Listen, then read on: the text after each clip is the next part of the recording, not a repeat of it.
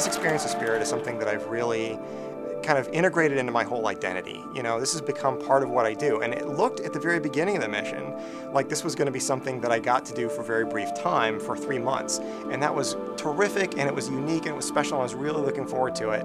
And I never in my wildest imagination believed it was going to go on for 5 years. Spirit really has had to have a lot of spirit to keep going. It's been the little rover that could, in a way. It's had to work very hard for all of its discoveries. Shortly after Spirit landed, we had a problem where we lost contact with the rover for a couple of days. And this was a particularly scary time because not only had we lost contact with one of the rovers and we didn't know why, we had another rover coming in for a landing hard on our heels, and we didn't know if whatever had happened to the first rover was going to happen to the second one. It turned out that we were able to regain control of Spirit. She had filled up her own memory system, the equivalent of her hard disk, and she couldn't boot up. And she started booting up and said, "Oh look, my hard disk is full, I can't boot up. Let me try rebooting." And so she was basically just sitting there on Mars punching her own reboot button until we finally came along and figured out what was going on and were able to get her to stop. One of Spirit's very dramatic challenges was when she was racing the clock for her first, trying to get to her first winter haven, to try to get to a hill where she could point her solar panels directly toward the sun and survive for the winter. And she was already behind, a little bit behind schedule, and she was racing across these plains toward the hill. And as she was on her way, her right front wheel, which had been giving us some trouble, finally stopped working. And so now, instead of having a 6-wheeled rover, we had a rover with 5 wheels and an anchor. We've ended up having to drive backwards because it's a lot easier to pull an anchor than to push one. But naturally, since it's built to have very good traction, it basically is digging into the ground and digging this trench behind us. And as we dig this trench, we're able to see things that are normally invisible, things that are under the surface. One thing that we seem to be finding almost anywhere we're digging this trench are these widespread deposits of various kinds of salts and minerals. They look this brilliant white or yellow in the color images, and that's because they're either sulfur or silica or salts of various kinds. And the really important thing about these minerals, and salts in particular, is that the only way they form is with water.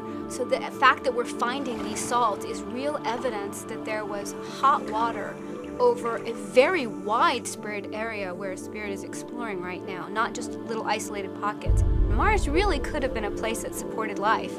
And without these rovers driving over these vast distances, far beyond their expectations, we would never have known that. Even on Mars, life can give you lemons, but you make lemonade out of that.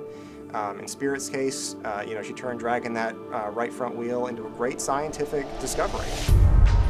Winter is a harsher time for Spirit. She's up on the top of home plate, and we were scooting across the top of home plate as fast as we could toward the north face so we could tilt her solar panels as directly as possible toward the sun. And as we were doing that, she went over a little rise and down into a pit, which we now call Tartarus.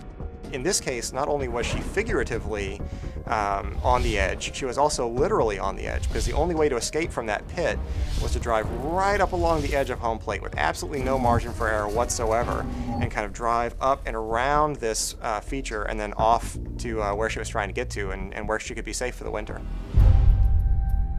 Certainly the biggest thing that stands out in Spirit's whole mission is her view from the top of Husband Hill. This little rover that wasn't ever really designed to climb over anything bigger than her own wheels had now climbed a hill the height of the Statue of Liberty, and was standing there at the top of that hill. And took this beautiful 360-degree panorama and just saw the most beautiful, striking, hilly landscape with this spectacular orange sky and the beautiful rust-colored ground. And it just sort of put the whole project in perspective for me. This was what we were there for, to explore and go out and see new places that have never been seen by human eyes. Mars is a pretty harsh place. We've had dust storms before. We have really low power situations in winter. We've had other small glitches that have caused us some tense moments. But Spirit seems to always find a way of turning some kind of adversity into something positive.